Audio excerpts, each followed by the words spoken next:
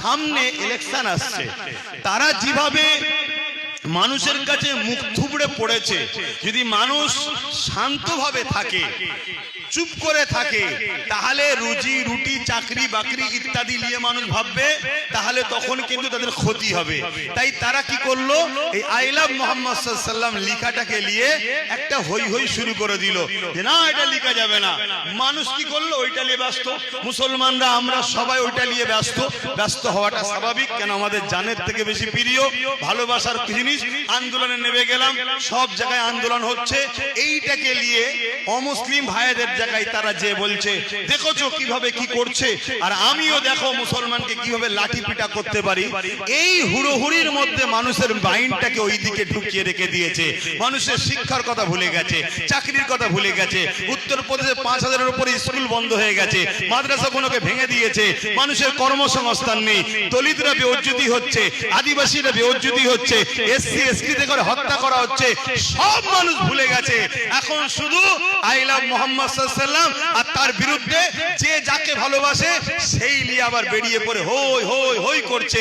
এটা একটা শুধুমাত্র মানুষের ব্রেনকে ওয়াশ করে এটাকে ঘুরিয়ে দিবার পরিকল্পনা চলছে, বুঝতে পারছেন? তাহলে কি আমরা আন্দোলন বন্ধ করে দেব? না, আন্দোলন বন্ধ করতে পারি না। ইমামে মালিক হুজুর বলেছেন, নবীর বিরুদ্ধে কথা হলে প্রতিরোধ করো, সংগ্রাম করো, যদি করতে না পারো বেঁচে থাকার থেকে মরে যাওয়া ভালো। নবী আমাদের খাবারের খাদ্য যে সম্পদ রুচি ওর থেকেও দামি। নবী আমাদের ঘর বাড়ি জমি জায়গা বাপ মা পরিবার সন্তান লা ইউমিনু আহাদুকুম হাত্তা কুনা হাব্বা ইলাইহি মিন ওয়ালিদি ওয়ালিদি ওয়ান নাস আজমাইন। অপর হাদিস শরীফ সালাসুন মান কুননা ফি ওয়াজাদা বিহিন হালাওয়াতুল ঈমান মান কানা আল্লাহু ওয়া রাসূলুহু হাব্বা ইলাইহি মিম্মা সিওয়াহুমা ওয়া মান আহাব্বা আবদাল্লাহ ইউহিব্বু ইল্লা লিল্লাহ ইলা আখিরিল হাদিস। নবী পাক সাল্লাল্লাহু আলাইহি সাল্লাম আমাদের কাছে জমি জায়গা ঘর বাড়ি টাকা পয়সা হাত্তাকে নিজের জানের থেকেও দামি। তা আন্দোলন তো বন্ধ হতে পারে না। আল্লাহ নবী যখন বললেন, হযরতে ফারুক আজম সেখানে বসেছিলেন, ফারুক আজম বলছেন ইয়া রাসূলুল্লাহ হাবিবাল্লাহ, আমি সবকিছুর থেকে আপনাকে বেশি ভালোবাসি, ইল্লা মিন নাফসিন, জানের থেকে নয়। আল্লাহ নবী বলেন আবু আমর তোমাকে জানের থেকে বেশি ভালোবাসতে হবে। হযরতে ফারুক আজম চুপ করে গেলেন, কিছুক্ষণ পরে মাথা তুলে বললেন ইয়া রাসূলুল্লাহ হাবিবাল্লাহ, আমি সাক্ষ্য দিচ্ছি জানের থেকে বেশি ভালোবাসি। আল্লাহ নবী বললেন ওমর তুমি সাকসেসফুল হলে, জোরে বলুন সুবহানাল্লাহ। তাহলে আমাদেরকে তো ইজহারে মহব্বত দেখাতে হবে, কিন্তু ইজহারে মহব্বত দেখাতে গিয়ে কয়েকটা কথা মাথায় রাখতে হবে। আমার ভালোবাসার মানুষগুলো কমসে কম আমার কথা শুনবেন তো নাকি? একটু হ্যাঁ কি না বলুন, হাত তুলে বলুন আমার কথাগুলো কমসে কম শুনবেন তো নাকি? যারা ভালোবাসেন হাত নামান। নাম্বার 1, যখন কোনো প্রতিবাদ করবেন, হুজুর পাক সাল্লাল্লাহু আলাইহি সাল্লামের নাম মিম যে অক্ষরটা আছে, পুরো কায়নাতকে যদি এক দাড়ি পাল্লায় রাখা হয়, তাতে জিবরাইলও থাকবে, মিকাইলও থাকবে, ইসরাফিলও থাকবে, আজরাইলও থাকবে, আদম থেকে ঈসা নবী সবাই থাকবে। নবী পাক সাল্লাল্লাহু আলাইহি ওয়াসাল্লাম মিমের অক্ষরটার মূল্য কোনোদিন হবে না, এটা আকীদার মধ্যে ঢুকেলাম।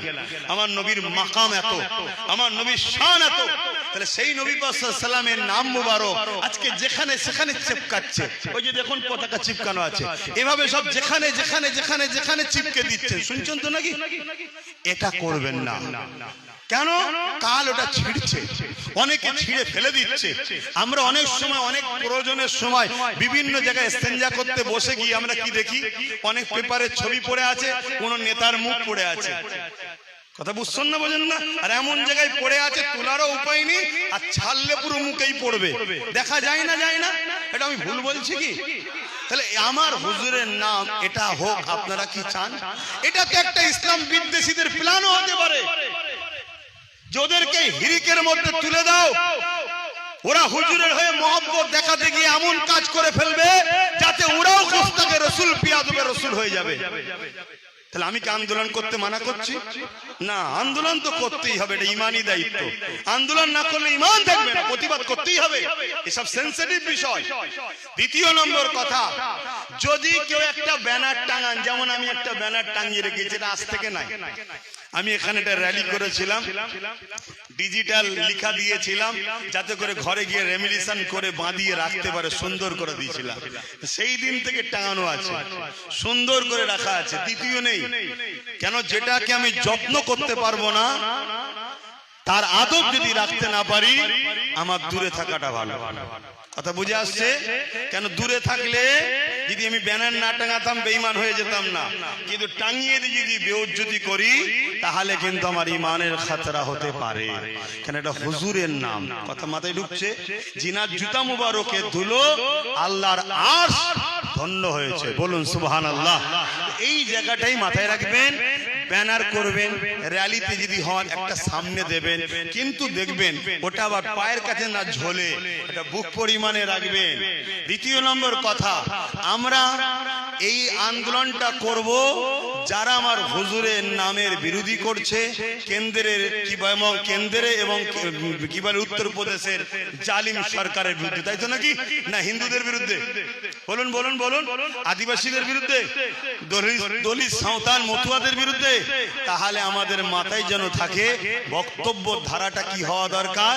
দ্বিতীয় নম্বর, রাস্তায় যারা পথচারী তাদের যেন অসুবিধে না হয়। যদি অসুবিধে হয় আপনি তাদের পাতা ফাঁদে কিন্তু পা দিলেন। দ্বিতীয় নম্বর, ব্যানার যদি অপমান হয় নিজেই আপনি বেয়াদবি করলেন। চতুর্থ নম্বর, আমাদেরকে মাথায় রাখতে হবে এই আন্দোলনের নামে ওয়াকফকে না ভুলে যায়। কিছু মাথায় ঢুকছে আমার কথা? কেন এমনটাও তো হতে পারে, আমরা তো দেখছি তিলোত্তমাকে ভুলে গেলাম তামান্না খুন হওয়ার পর, তামান্নাকে ভুলে গেলাম আর একটা আদিবাসী খুন হওয়ার পর, তাকে ভুলে যাব আর একটা বেটি রেপ হওয়ার পর। একটার পর একটা আমাদেরকে দেয়া হচ্ছে, একটার পর একটা আমাদেরকে ভুলিয়ে দেওয়া হচ্ছে। তা ওয়াকফকে ভুলাবার জন্য আই লাভ মুহাম্মদ সাল্লাল্লাহু আলাইহি ওয়াসাল্লামের বিরোধী করো, এটাও তো একটা পরিকল্পনা হতে পারে না? পারে না? অতএব আমরা আই লাভ মুহাম্মদ সাল্লাল্লাহু আলাইহি ওয়াসাল্লাম হয়েও যেমন লড়বো, ওয়াকফকেও ভুলবো না। কারণ ওয়াকফটা হলো আই লাভ মুহাম্মদ সাল্লাল্লাহু আলাইহি ওয়াসাল্লামের দিনেরই সম্পদ, ওটাকেও আমাদের ভুললে হবে না। এটাকে মাথায় রাখতে হবে। যেখানে যেখানে আন্দোলন হচ্ছে ওই আন্দোলনে যদি ওয়াকফের বিষয় না থাকে তাহলে আপনাদের ভাবতে হবে ডাল মে কুছ কালা হ্যায়, তাহলে সেখান থেকেও আমাদেরকে একটু দূরে থাকা দরকার আছে না নাই? কারণ আজ ইসলামের যদি সব থেকে বড় ক্ষতি করে থাকে সেটা তথাকথিত দাড়ি টুপির আড়ালে একদল ছদ্মবেশী মুনাফিকদের দ্বারা ইসলামের সবথেকে বড় ক্ষতি হয়েছে। আম্মা জান আয়েশা সিদ্দিকা রাদিয়াল্লাহু তাআলা আনহার গায়ে দাগ লাগিয়েছিল আব্দুল্লাহ ইবনে উবাই, এরকম করে মুনাফিক যারা ছিল তারা দাগ লাগিয়েছিল। আমার নবীর ইনসাফের উপরে হাত তুলেছিল জুল খুয়াইসিরা তামিমি নামে দাড়িওয়ালা টুপিওয়ালা মুনাফিকটা। তাই আমাদেরকে মনে রাখতে হবে হযরতে সালাউদ্দিন আইবি 3000 আলেম উলামাকে কতল করেছে। আমাদেরকে মনে রাখতে হবে ইমামে হোসেন পাকের বিরুদ্ধে 13000 আলেম উলামা অস্ত্র ধরেছিল। আমাদেরকে মনে রাখতে হবে মুজাদ্দিদ জামানের বিরুদ্ধে সবচেয়ে বেশি লেখালেখি করেছিল আলেম উলামারাই। আজকে আমার রাসূলের দ্বীন ও মুজাদ্দিদ জামানের সিলসিলার বিরোধী উলামারা করবে, কিন্তু আপনি কোন কাতারে থাকবেন সেটা আপনার বিবেককে প্রশ্ন করুন। আহলে সুন্নাত ওয়াল জামাত যেমন একদিকে ধর্মপ্রেম, মানবপ্রেম, দেশপ্রেম, দেশের উপরে আঘাত এলে আহলে সুন্নাত ওয়াল জামাত লড়াই করছে, করবে। আপনারা কি সাথে আছেন? দ্বিতীয় নম্বর হলো মানবপ্রেম। মানুষের প্রেমের জন্য সবথেকে বড় শিক্ষা আগে প্রয়োজন। আহলে সুন্নাত ওয়াল জামাত পিছিয়ে পড়া মানুষকে শিক্ষা দিয়ে প্রতিষ্ঠিত করতে চাইছে। এই লড়াইয়ে মানুষের সাথে আপনারা কি আহলে সুন্নাত ওয়াল জামাতের সাথে ছিলেন? আগামী দিন থাকবে। শেষ কথা হলো ধর্মপ্রেম। ধর্মই আমাকে মানুষ বানায়, ধর্ম আমাকে ইনসাফ শিখিয়েছে, ধর্ম আমাকে ইনসানিয়ত শিখিয়েছে, ধর্ম আমাকে প্রেম শিখিয়েছে, ধর্ম আমাকে মানবতা শিখিয়েছে, ধর্ম আমাকে মা বাপকে ভালোবাসা শিখিয়েছে, ধর্ম আমাকে হিন্দুকে ভালোবাসতে শিখিয়েছে, ধর্ম আমাকে আদিবাসীকে ভালোবাসতে শিখিয়েছে, ধর্ম আমাকে দলিত মতুয়া শিখ পাঞ্জাবি সবাইকে ভালোবাসা শ্রদ্ধা সম্মান করতে শিখিয়েছে। পাশাপাশি ধর্মই আমাকে দেশকে ভালোবাসতে শিখিয়েছে। সেই ধর্মের উপরে কোন আঘাত এলে জীবনের বুকে তাজা খুন ঢালতে হলো আমরা দিতে রাজি আছি। ধর্মের জন্য আমরা লড়াই করতে রাজি আছি না নয়? অতএব এই লড়াই শুধু বড় বড় মিছিল করে প্রতিবাদ করলে হবে না, আমাদেরকে মাথায় রাখতে হবে এই ঐক্য তৈরি করে আমাদেরকে এমন একটা লোকের ঝুলিতে উঠতে হবে যে ক্ষমতায় এলে ধর্ম বিদ্বেষীদের যেন শাস্তি দিতে পারে। দরকার আছে না নাই? আমি এই মঞ্চ থেকে দরবারে ফুরফুরা শরীফ থেকে বলছি, কেউ যদি রামকে গালি দেয় তারও শাস্তি হওয়া দরকার আছে না নয়? কেউ যদি হিন্দু ভাইদের ধর্মগুরুদের ঘরে গালি দেয় তারও শাস্তির দরকার আছে না নয়? কেউ যদি শিখ ভাইদের ধর্মগুরু কি বলে গুরু নানক ইত্যাদি কি আছে তিনাদের যে ভালোবাসাকে গালি দেয় তারও শাস্তির দরকার আছে না নয়? কেউ যদি ইহুদি ভাইদের ধর্মকে গালি দেয় বা খ্রিস্টান মতুয়া শিখ কোন ধর্মের ধর্মগুরু বা ধর্মকে গালি দেয় তার শাস্তির দরকার আছে না নয়? কেন আমার দেশের সংবিধানের 25 নম্বর আর্টিকেল ধারাতে লেখা আছে, দেশ কখনো কারো ধর্মে হস্তক্ষেপ করবে না, প্রত্যেকে ধর্ম প্রচার ধর্ম পালনের স্বাধীনতা সংবিধান দিয়েছে। তাই আহলে সুন্নাত ওয়াল জামাতের একটা আওয়াজ হলো, প্রতিটা স্কুলে সংবিধান পাঠ্য পুস্তকে অন্তর্ভুক্ত করতে হবে। কিন্তু দুঃখের বিষয়, চোরেরা সংবিধানকে মানুষকে জানাতে চাইছে না। তাই আমরা প্রতিটা মাদ্রাসাতেও চেষ্টা করব, বিশেষ করে যেখানে যেখানে আমার আছে চেষ্টা করছি কমসে কম অল্প অল্প করে হলো আমরা আমার জাতিকে আমার সমাজকে সংবিধান শিখাবো। সংবিধান থেকে কি রাইট দিয়েছে, সংবিধান থেকে কি ক্ষমতা দিয়েছে, সংবিধান তার পক্ষে কতটা দাঁড়িয়ে আছে এটা আমাদের জানা দরকার। না হয় কোন এক নেতা বলবে ইসলামের বিরুদ্ধে আর আমরা ভুল বুঝে দেশকে খারাপ বলবো, সংবিধানকে খারাপ বলবো, এমনটা না হয়। আমাদের সংবিধান আমাদের জন্য গর্ব, আমাদের ভারতবর্ষ আমাদের জন্য গর্ব।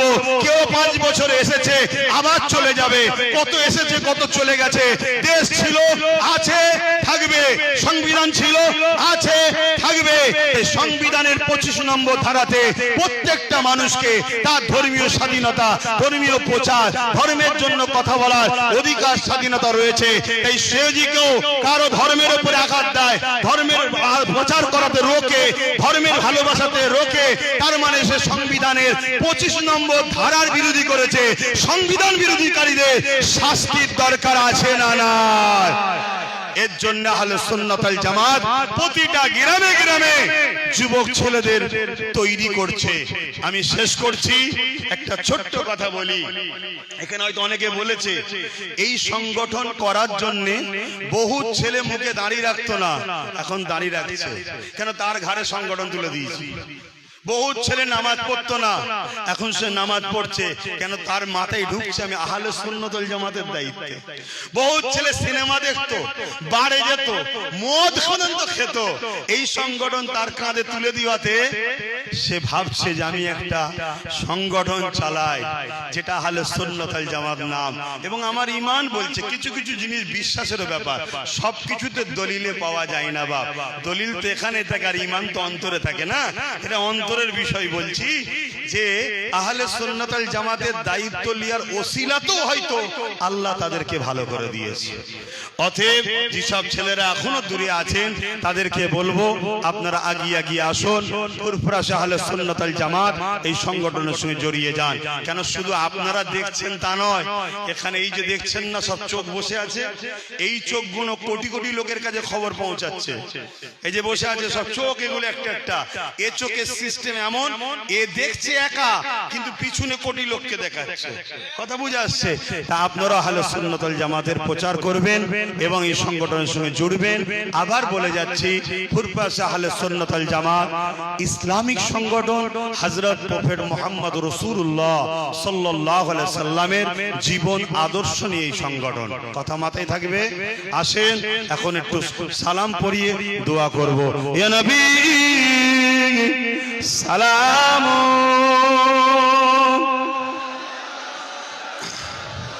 আপনারা এবার একটু আস্তে বেরিয়ে যান, কেন দুয়ার পরেই নামাজ হবে, আপনাদের অসুবিধা হবে তখন বেরোতে।